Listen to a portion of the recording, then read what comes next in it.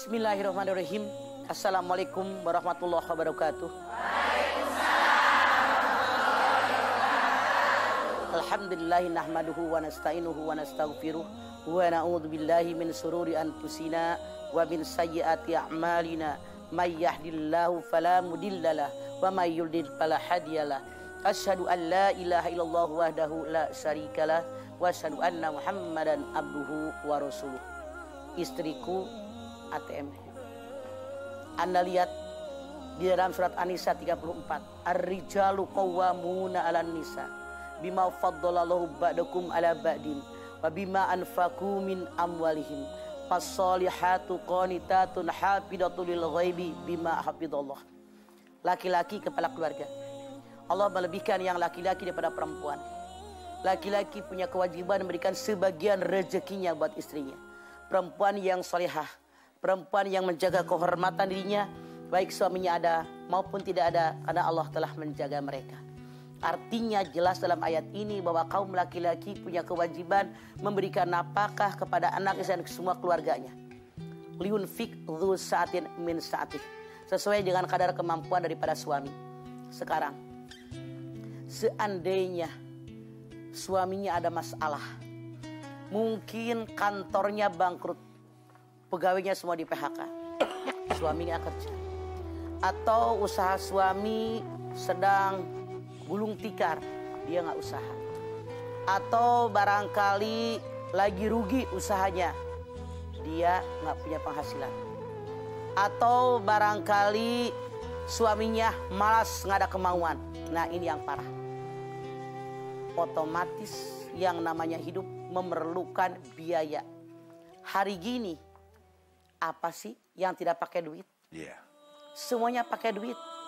Pipis aja bayar. Nah, parkir aja naik lagi sekarang. iya. Semua membutuhkan uang. Betul apa betul? Yang namanya rumah tempat tinggal, makanan, minuman, pakaian, pendidikan, kesehatan, semua memerlukan biaya. Seandainya suami di PHK atau usahanya lagi bangkrut, kita perempuan tidak boleh tinggal diam. Lihat bagaimana Siti Hadijah. Anda silahkan lihat surat Ad-Duha ayat 8. Wa wajadaka aila fa'aghna. Bukankah aku mendapatimu Muhammad kekurangan, aku berikan engkau kekayaan. Sejarah mengabarkan Siti Hadijah seorang pengusaha hebat yang luar biasa di zamannya. Dia lebih kaya daripada suaminya. Dia rela mengorbankan kekayaannya demi menegakkan syariat agama suaminya. Anda lihat bagaimana seorang perempuan hebat. Anda lihat surat Al-Baqarah 158. Inna sofa wal marwata min sa'idillah. Saya tanya Anda, kalau kita haji, kalau kita umroh, kita melakukan sa'i, menapak tilasi perbuatan siapakah kita? Siti Hajar. Siti Hajar laki-laki apa perempuan? Perempuan. Artinya jadi perempuan Allah mengajarkan melalui Siti Hajar jangan tinggal diam. Suami Siti Hajar pergi ke Palestina, menyebarluaskan agama atas perintah Allah. Dia nggak tinggal diam. Dia lari ke Sofa gagal bangkit, lari ke Marwah gagal bangkit, 7 kali gagal 7 kali bangkit. Itulah kewajiban kita. Gambaran hidup di alam dunia, baik dia seorang laki-laki maupun dia seorang perempuan, wajib berusaha. Usaha di alam dunia dimulai sopa, ketegaran jiwa, sopa kesucian hati. Orang bisa, saya harus bisa. Saya suci karena Allah, bukan karena yang lain. Di akhir di Marwah, Marwah mensyukuri nikmat. Alhamdulillah ya Allah, saya sehat, orang lain sakitan. Saya dapat rezeki, orang lain tidak punya rezeki. Sedikit, saya rezekinya banyak, orang lain sedikit. Bersyukur dengan nikmat Allah. Hargai orang lain, jangan sombong merasa gue punya kelebihan. Itu kesombongan. Hargai orang lain. Di mata Allah, inna akramakum indallahi atqakum. Yang paling mulia di mata Allah hanyalah orang takwa. Semua kita yang hadir di sini termasuk golongan orang yang takwa kepada Allah Subhanahu wa taala. Yang namanya Marwah, memaafkan kesalahan orang. Boleh jadi saat ini saya tersinggung oleh orang lain, tapi tidak mustahil suatu saat orang lain tersinggung oleh kita. Agar kita pun kalau berbuat salah dimaafkan oleh orang lain. Maka kita perempuan wajib usaha. Banyak contoh buat kita. Bagaimana Robiah al-Adawiyah, bagaimana Ummu Salamah, bagaimana Siti Aisyah, bagaimana Asyifa dan seterusnya berjajar. Pahlawan-pahlawan perempuan yang mereka bekerja mencari rezeki sendiri, tidak mengandalkan suaminya.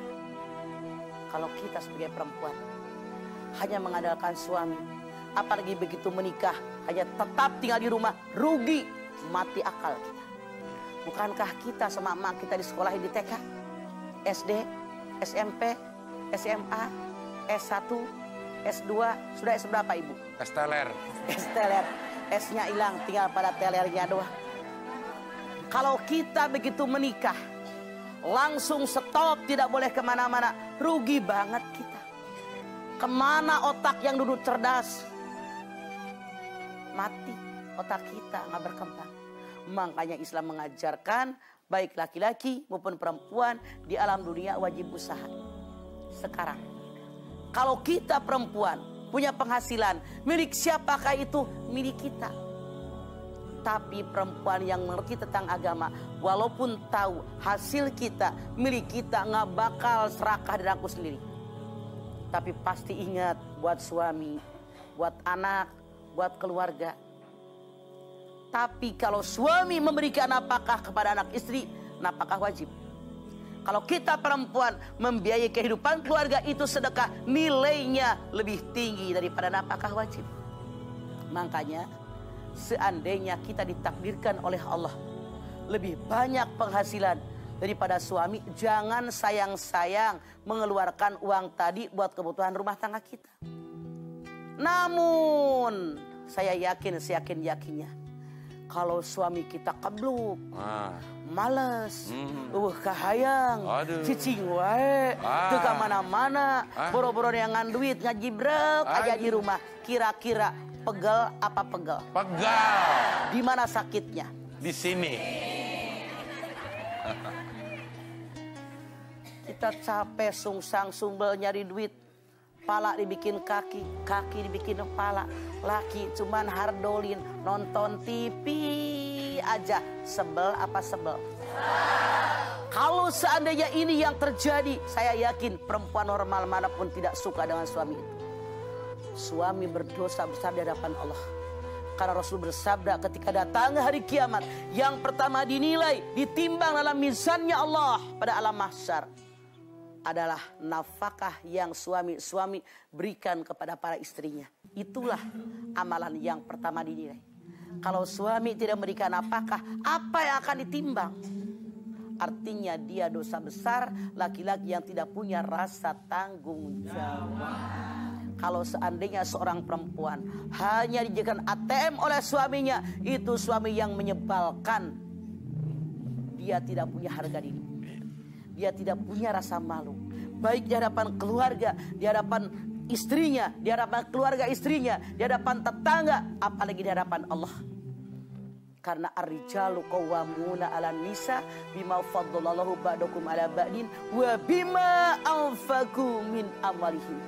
Mudah-mudahan apa yang saya sampaikan membuka hati-hati para laki-laki yang selama ini kebluk, malas, tidak ada kemauan. Ya Allah, bukakanlah hati mereka semua. Amin.